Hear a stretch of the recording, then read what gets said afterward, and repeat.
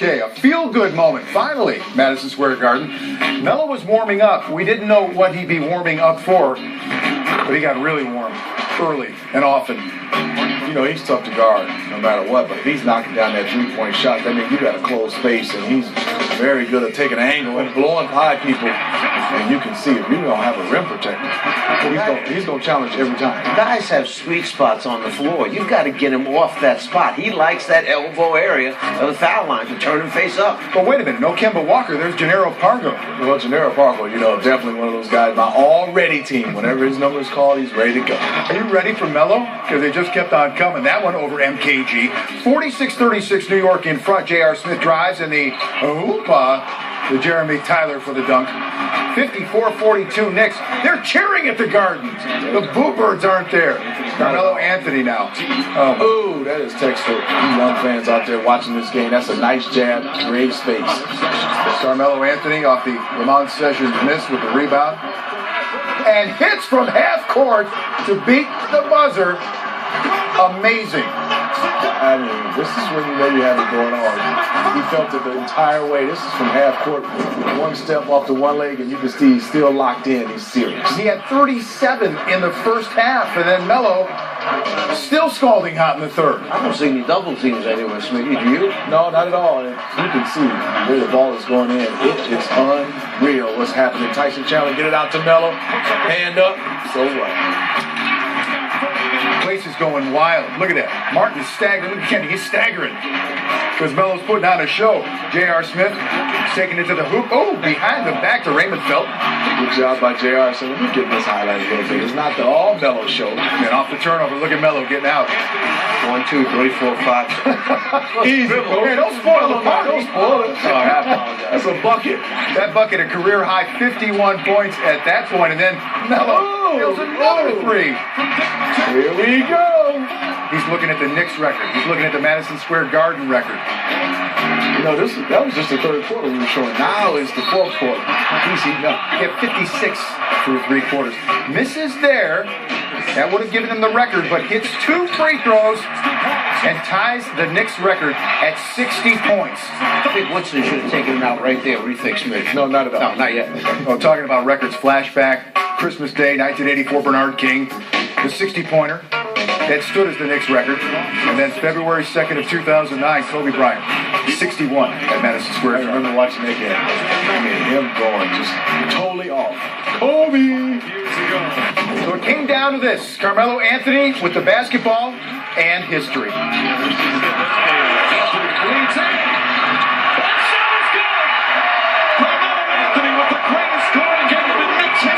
got 62. They're going to bring him out now so he can feel the crowd, the love of the crowd for Melo. The highest scoring game. Oh, by the way, the Knicks won the game, 125-96. But that was really the smaller headline in this one. Carmelo Anthony, a standing ovation, hug from the former Knick great Patrick Ewing, and breaking the record of his hero, Bernard King. An incredible night for Melo. Not only the career high, but a Madison Square Garden record of 62. He even added 13 rebounds, topping King's mark of 60 for the Knicks and Kobe's building record of 61. Melo, again, 37 at the half, 56 through 3, which topped Kevin Durant's high number for the season in the NBA. Nearly exhausted, got the record, and helped the Knicks end a 5-game losing streak. What a lift for a Knicks team that was losing, griping, and sniping, but Melo, so pleased afterward talking with Tina Servazio.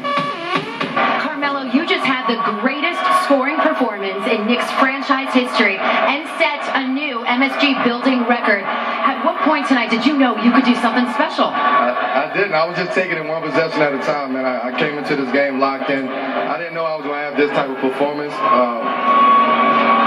It's an unbelievable feeling, you know, just to come in and lock in the way we did, the way I did. My teammates found me, and it helped that I made shots tonight too.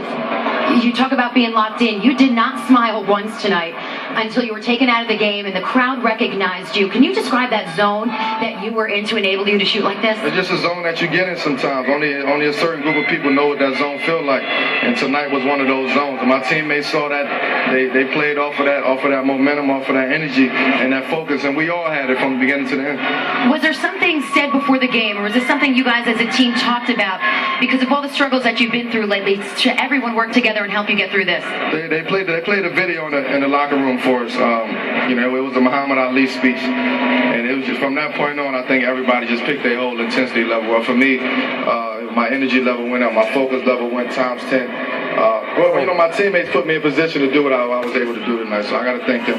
You have always talked about Bernard King being your favorite player, and you surpassed him because he had 60 points as a Knick. What does that mean to you? It's a special moment, man. I sit back tonight, and it didn't really sink in, exactly what I did tonight. I know Bernard King somewhere, smiling at me right now, so, this one is over with. We got one Sunday.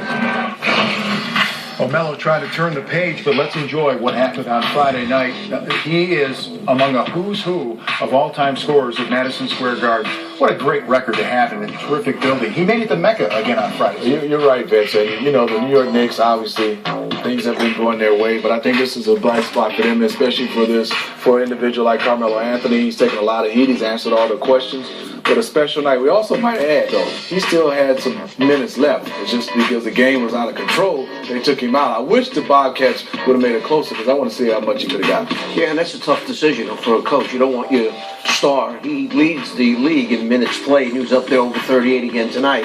But do you leave him in just to get the record, or you take him out so he doesn't get hurt for the remainder of the season? Well, afterward, more from Melo and his mates on this remarkable night in New York City. Coming into today's game, man, for some reason, I just had a different type of, focus. Guys was asking me what was wrong before the game. It wasn't really nothing wrong. It's just for some reason I had that, I was just locked in, from the beginning of the game, before the game, when we got here early. It was just a mindset tonight. From the time we stepped on the court, his whole demeanor was different. Normally he's smiling, joking, and stuff like that in the warm-ups. But today he was serious. You could just tell in his whole demeanor, his face. There's very few times that I've seen him have that look, and every time he did, he just went off. It's great because this is team. Even though it's individual performance, it's all about team. For him to be able to put up that, and everybody was just ecstatic. For him to be able to put up those type of numbers and get the record. Yeah, it was awesome. It was jaw-dropping, man. Everybody was out there. We sort of didn't know what to do. We just get your popcorn and watch. Some more reaction. This from LeBron James. Congrats to my brother Carmelo Anthony on setting a franchise record tonight. Rocket launcher from birth. Yeah, I like that. Smitty, this was a night after some embarrassing losses at Madison Square Garden. It looked like Carmelo had it. This was going to be it. And we were going to end this losing streak. A great point, Vince. I think he had. You can see in his demeanor, Coach. Obviously, you have to be ecstatic if you're a player and also watching as a fan. But I like the way you can tell it was about business. He wanted to get a win, and obviously he had a big night. But I think it was more about him getting a win versus him just going out there scoring the basketball, because he was all business. Even when the game was, they had it in hand. I think he was trying to send a message not only to his teammates but the organization and to the fans that, hey, we're going to take this season, the rest of it serious, and try to get into the playoffs. I like his approach tonight, Coach. Mike, what does this mean for the New York Knicks now? Can this be something that helps them turn the corner, gives them a spark, lets them believe that they have, a scorer like Carmelo Anthony, which they knew, but they can win some games? There's no question. It can take one performance by an individual, can take one win by a team. When we saw that, and they saw it by their neighbors over in Brooklyn, that one win at Oklahoma City turned that team around. Now they've won 8 of the 9 since that. So it's maybe it's the spark they needed. Yeah, a spark that was desperately needed in New York. But incredible night for Melo. His night until somebody can try to top him. Coming up on Game Time, presented by Kia. It's been a lost season for Memphis in the Southwest Division, and it wouldn't be easy in Houston. We'll take a look next.